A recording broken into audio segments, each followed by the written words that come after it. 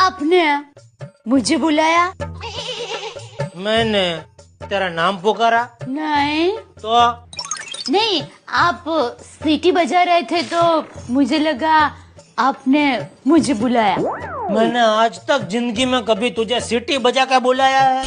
कभी नहीं। तो नहीं, यानी मुझे ऐसा लगा कि आप आज जरा एंटिक मूड में है।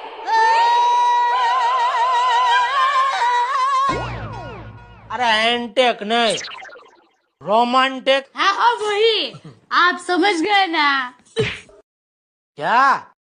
कुछ नहीं, मैं जाऊं? किधर? घर पे। किसके, अपनी माँ के? नहीं, तो अरे अपने घर पे। और वो किधर है? किचन में। अरे किचन ही तो मेरा असली घर है। अरे जाती है तो जाने भाई, सुबह सुबह या